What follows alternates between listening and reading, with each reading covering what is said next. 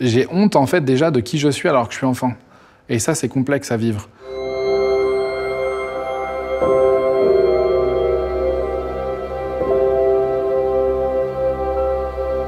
J'ai été placé en famille d'accueil à l'âge de 2 ans parce que ma mère ne pouvait pas s'occuper de moi. Elle a été placée elle-même quand elle était jeune.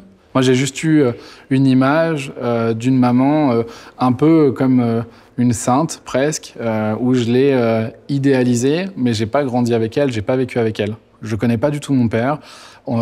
Les seuls moments où ça a été parlé que j'avais un père, parce que pour moi, je me posais même pas la question, c'était dans la famille d'accueil où on m'expliquait que mon père, c'était quelqu'un qui avait beaucoup de relations sexuelles avec beaucoup de femmes et que j'avais potentiellement 17 demi-frères et sœurs.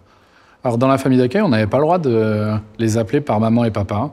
L'obligation était de dire tata et tonton. Donc, je les ai toujours appelés par tata et tonton. Et en fait, ils ont été extrêmement durs avec moi.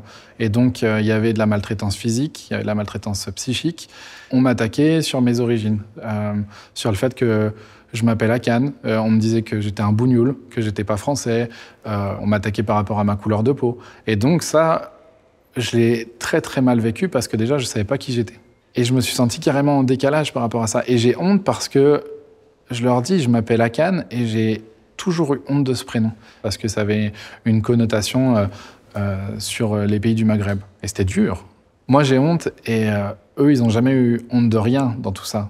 J'ai toujours subi et j'ai pas eu la force quand j'étais enfant de faire face à ça et de leur dire stop, de leur dire non. Mon prénom, je le porte avec fierté, avec audace, avec envie. On m'a tellement enfermé dans cette bulle, comme quoi les Arabes étaient méchants, comme quoi j'étais un bougnoul et que j'avais l'impression de blesser cette famille d'accueil-là en étant ce que j'étais, que je me suis auto-enfermé à vouloir me protéger, à me dire je m'appelle pas Akan et mon deuxième prénom Assi ou Hadji comme ça se dit, c'est pas ça. Du coup, je suis pas du tout là-dedans. À l'école primaire, quand on jouait dans la cour de récréation, je demandais aux autres de m'appeler Sébastien. Parce qu'il y avait un Sébastien dans ma classe et il représentait un peu tout ce que la famille d'accueil aimait bien. J'ai cette sensation-là quand je pose le mot Sébastien. C'est un prénom qui est intégré. C'est pour dire comment ça m'embarque intérieurement toute cette histoire qui est là depuis en fait mon enfance.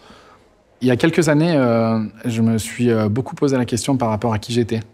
Et j'ai récupéré en fait mon dossier à l'aide sociale à l'enfance et j'ai été chercher le dossier de ma mère. En cherchant le dossier de ma mère, j'ai vu sur les documents qu'il y avait potentiellement plusieurs géniteurs. Donc je suis parti non pas avec une idée d'avoir un père, mais 3 pères sur le papier. J'en ai retrouvé 2 sur 3 parce qu'il y en a un qui est en prison. Et le premier que j'ai rencontré, c'est celui qui m'a donné ce prénom. Il m'a expliqué, voilà, je t'ai appelé Akan parce que Akan, ça veut dire Seigneur, ça veut dire conquérant d'Istanbul. Je voulais quelque chose de puissant pour toi. Et il m'a dit, mais je suis pas ton père. Il m'a dit, voilà, donc ton père, c'est une autre personne qu'il faut que tu ailles retrouver. Il habite à tel endroit.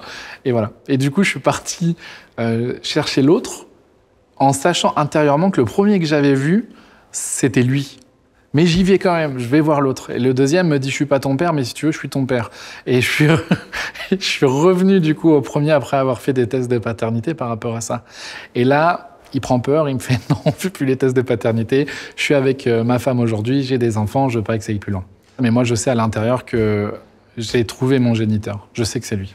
Mais le fait que lui m'ait donné ce prénom-là, ça a bouleversé quelque chose en moi. Ça a changé tout par rapport à la représentation que j'avais eue de ce prénom, par rapport à ce que j'avais vécu auprès de la famille d'accueil, par rapport à toute cette image que j'avais du racisme. Ça, en fait, ça a cassé tout. J'étais plus un bougnoul, j'étais plus un sale arabe.